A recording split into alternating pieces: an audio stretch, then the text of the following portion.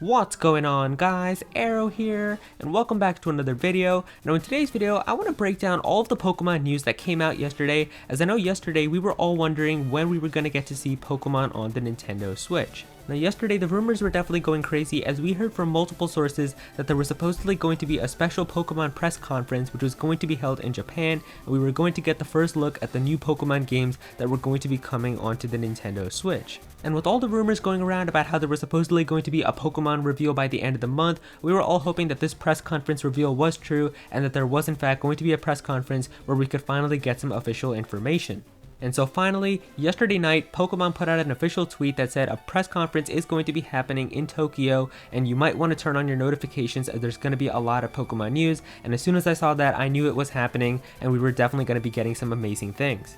And so here we are with a plethora of Pokemon news. There's just so much information that came out last night, and I can't wait to break this all down and discuss it with you guys. And so yeah, let's get started. Alright, so the very first game that they showed off during the press conference was a brand new Pokemon game called Pokemon Quest. Now Pokemon Quest is going to be on mobile phones as well as the Nintendo Switch, and this definitely looks like a really fun spin-off Pokemon game. So in this game, all the Pokemon are going to have this unique cube pixel-like design, so that definitely looks really cool, and basically the objective is to explore this island called Tumble Cube Island. You're going to be looking for Power Stones, there's cooking in this game as well, so it definitely looks like a lot of fun. Now it says here that this game is free to start, so I don't know if that means you're going to have to pay for it later on or if you're just going to be able to play a little bit of it, but it definitely looks like a fun game. I don't feel like it's going to be a very competitive game. This just looks more like the type of game where if you just got some free time or if you just want to unwind and relax, you could definitely play this for a little bit. So it definitely looks really cool, and I'm definitely going to be trying it out, and I'm looking forward to playing it. And of course, the big thing to come out of the Pokemon press conference is yes, Pokemon Let's Go Pikachu and Pokemon Let's Go Eevee are officially real and coming to the Nintendo Switch on November 16th, 2018. So with all the rumors going around and all the trademark stuff that happened with the websites, we pretty much all assumed that Pokemon Let's Go Pikachu and Pokemon Let's Go Eevee are probably going to be real. Like, it made a lot of sense with all this stuff, and especially with the hints that Mr. Masuda was giving as well, it made a lot of sense and it felt like that was definitely going to be confirmed. But now we also finally have a trailer for Pokemon Let's Go Pikachu and Let's Go Eevee, so we can finally see what the games are going to look like, what the gameplay is going to be like as well, and also we can check to see what those rumors were saying for Pokemon Let's Go Pikachu and Let's Go Eevee a few weeks ago, and check to see how correct and accurate those were as well. So the first thing that we can say is that this game is definitely going to be taking place in the Kanto region. They already said that on the official Pokemon Twitter, and it made a lot of sense as well with the names and how your rival chose an Eevee in Pokemon Yellow and how you got a Pikachu. It made a lot of sense. They officially stated on the Pokemon Twitter that Pokemon Let's Go Pikachu and Let's Go Eevee are inspired by Pokemon Yellow, so that's going to be amazing. I recognized a lot of those locations that they showed off in the trailer as well, so I could definitely relate those to the Kanto region. So that's going to be amazing. I can't wait to play the Kanto region once again on my HD television. That's going to be amazing, and it made a lot of sense to go back to the Kanto region. I mean, I know people keep saying that they're tired of Kanto and they don't want Kanto anymore, but it makes so much sense. The last time that we got to go to the Kanto region was with Pokemon Fire Red and Pokemon Leaf Green, which came out in 2004, so it made a lot of sense. We haven't been to the Kanto region in 14 years. There's so many people who've probably gotten into Pokemon who've never even played through the Kanto region, so this Pokemon game is just going to be a brand new experience for them. And as for the old school fans, we've also heard that this game is going to feature a new plot, it's going to have a new story in it as well, so it's basically going to end up being a new experience for whoever decides to get this game. Now, because of how this was a press conference in Japan, there were many people that were able to get interviews with people like Mr. Masuda as well as Mr. Ishihara. And so from these interviews, we've actually learned a lot more information about Pokemon Let's Go Pikachu and Pokemon Let's Go Eevee and what these games are actually going to be like and what the whole plan is with Game Freak and developing these games. So the one pretty obvious thing that we've come to learn is that depending on which version you purchase, if you get Pokemon Let's Go Pikachu or if you get Pokemon Let's Go Eevee, your starter Pokemon is going to be either a Pikachu or an Eevee, and that makes a lot of sense. I mean, obviously if these games were inspired by Pokemon Yellow, in Pokemon Yellow you start off with either a Pikachu as your starter Pokemon and your rival gets an Eevee, so it makes a lot of sense to have these two Pokemon be the starters inside of these games as well. So when Pokemon Let's Go Pikachu and Let's Go Eevee were first leaked on 4chan a few months ago, the person who actually posted that information came back a few weeks ago and said that the information was correct, but also gave new information and said that the games were only going to feature the original 151 Pokemon. Now, if you saw the trailer, then you know that every single Pokemon inside of that trailer was a Generation 1 Pokemon, and Mr. Masuda has also confirmed in saying that Pokemon Let's Go Pikachu and Let's Go Eevee are only going to feature the original 151 Gen 1 Pokemon, but are also all going to have their Alola forms that they got in Pokemon Sun and Moon as well. So this makes a lot of sense because we saw in the trailer how Pokemon Go is in fact going to be able to connect with these games. You are going to be able to catch Pokemon inside of Pokemon Go and then transfer these Pokemon into Pokemon Let's Go Pikachu and Let's Go Eevee. And Pokemon Go did introduce Alola forms just a few days ago, so that makes a lot of sense as to why you're going to be able to transfer them, because obviously if you catch an Alola form inside of Pokemon Go, you're going to be able to bring that over into Pokemon Let's Go Pikachu and Let's Go Eevee. Now, when the rumors first came out for Pokemon Let's Go Pikachu and Let's Go Eevee, it did mention how catching is going to be like Pokemon Go. And I know a lot of people were wondering about this and thinking like this is probably going to ruin the games, and we did get to see that in the trailer. So it is pretty much spot on to what the person was saying. The catching is in fact going to be just like Pokemon Go. You can see like the circles are going to be getting smaller and you're going to be throwing the Pokeball at the precise time to try to get the best catch that you can. So it definitely is very similar to Pokemon Go. They also did confirm that there are not going to be any wild Pokemon battles inside of Pokemon Let's Go Pikachu and Let's Go Eevee. So if you're running around in the grass and you find like a wild Caterpie, you're not going to be able to choose if you want to battle the Caterpie. It's just if you want to throw your Pokeball and catch it, or if you want to run away. Now, getting rid of wild battles is definitely something that I know a lot of people have mixed feelings about, but personally I feel like it's not that big of an issue. Now, I think that a lot of you guys can agree with me that wild Pokemon battles are pretty annoying, and I mean a lot of the times when I play through Pokemon games, I end up using a repel for the wild Pokemon grass anyway, and especially if like I'm going through a cave or something and I don't want to run into a million Zubat, I end up using a repel anyway. So I feel like if they end up deciding to get rid of being able to battle wild Pokemon, it's not really going to change a lot of things for me, and they did say that you already have normal battles that are still going to be in the game, so it's not that big of an issue in my opinion. So one of the really cool things that was shown off in the trailer was the fact that there is going to be local multiplayer inside of this game, and that is going to be amazing. I think that's so cool how you can actually have two trainers moving at the same time across on the screen. Like, that's something that I think people have wanted for so long inside of a Pokemon game. I would love to have something like this be an online feature where like even if your friend lives really far away, you would still be able to play the game together. But I think it's still really cool how they do have this as a local option. Like if you have a friend come over your house and you want to get through this game, you can definitely have your friend join in and you guys can battle together. So that's definitely a really cool thing that I'm really looking forward to. Now, some people may be wondering if shiny Pokemon are going to be inside of Pokemon Let's Go Pikachu and Let's Go Eevee, and while we don't have a definitive answer for this yet, Mr. Masuda did say in an interview that you are going to be able to catch Pokemon inside of Pokemon Go that are shiny. Like, we already know about that, how there's shiny Pokemon that are inside of Pokemon Go, and he did say that if you transfer these Pokemon into Pokemon Let's Go Pikachu and Let's Go Eevee, they will remain shiny. Now, in terms of online capabilities, Mr. Masuda did confirm that you are going to be able to trade with your friends and battle your friends online inside of Pokemon Let's Go Pikachu and Let's Go Eevee. He did also say though that there isn't going to be any type of ranked battles that are going to be inside of these games, so I think that's fine. I just wonder how it's all going to work though, because obviously the trades can work because there are going to be some Pokemon that you can only get by trading, such as Alakazam, Gengar, and Machamp, but I also wonder how it's going to be like with the battles, because if there's only going to be Gen 1 Pokemon, I think everyone's just going to be using the same like teams like with Dragonite, and if maybe like Pokemon that are like legendaries are allowed as well, pretty much everyone's just going to be having a Mewtwo. So I don't really know how it's all going to work, but I am happy that it is confirmed that online play is going to be inside of these games. Now, for the competitive players, Mr. Masuda did mention that there aren't going to be any EVs, IVs, or Natures for the Pokemon that you're going to be able to catch inside of Pokemon Let's Go Pikachu and Let's Go Eevee, and that's because he says they really want to make this game a game that a lot of people can easily get into Pokemon with. They don't want to confuse a lot of people by adding Natures and EVs and all of that. This is really the Pokemon game for everyone is what Mr. Masuda is trying to say. They really want this game to be a game that pretty much a lot of people can just get into Pokemon with, and they don't really have to have a lot of knowledge. And so I can see how this makes sense. I mean, we did see in the trailer that CP is going to be inside of Pokemon Let's Go Pikachu and Let's Go Eevee. That's basically going to be how you're going to be able to tell how strong a Pokemon is. And it makes a lot of sense because what they're trying to do here is they're trying to get the Pokemon Go players to try and get into the main series Pokemon games. And this is going to be like the type of game where you're going to be able to get into Pokemon for the first time and you don't have to have a lot of knowledge. You're not going to be overwhelmed by the 800 plus Pokemon that are out right now. There's pretty much just the Gen 1 Pokemon that you've been familiar with ever since you started playing Pokemon Go. So it makes a lot of sense why there's going to be CP, because it's going to be something that these Pokemon Go players are going to be able to recognize. So some other really cool things that were shown off in the trailer was the fact that you are going to be able to ride your Pokemon inside of Pokemon Let's Go Pikachu and Let's Go Eevee.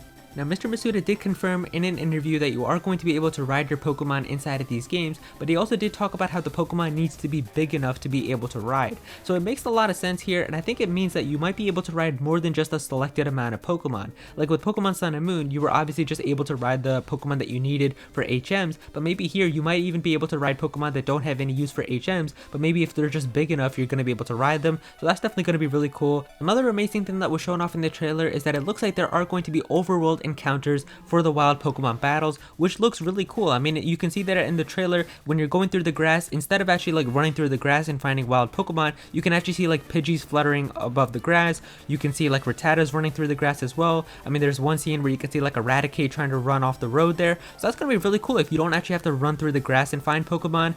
If the Pokemon are just scattered throughout the region, it's definitely going to be a lot of fun trying to find these Pokemon and catch them. So another really big thing that a lot of people noticed right away in that trailer is that it looks like following Pokemon are going to return inside of Pokemon Let's Go Pikachu and Let's Go Eevee. Now obviously we saw in the trailer right away that if you get an Eevee, it's going to be standing on top of your head, and then if you also have a Pikachu, it's going to be on your shoulder. But it also looks like select other Pokemon are going to be able to follow you as well. Like we got to see a Gengar following a trainer, we saw some Nidokings and Nidoqueens following a trainer, we saw an Electrode rolling behind a trainer. So maybe all Pokemon are going to be able to follow you to some extent. Maybe certain like Pokemon that are really big might not be able to, but I think it's going to be really cool if Pokemon are going to be able to follow you. I think it makes a lot of sense now with the Nintendo Switch. They have way more power, so I think it makes a lot of sense to being able to have Pokemon follow you. So hopefully that does turn out to be the case.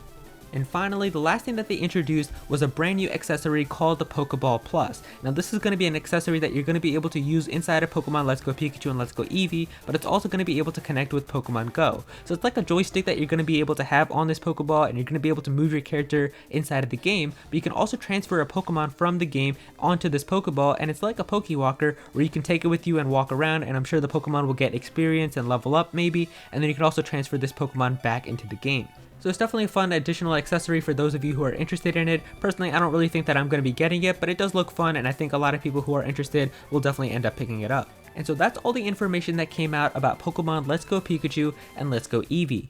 So after seeing all of this, the one question that I think everyone is asking right now is if Pokemon Let's Go Pikachu and Let's Go Eevee are considered main series games or if they are considered spin-offs.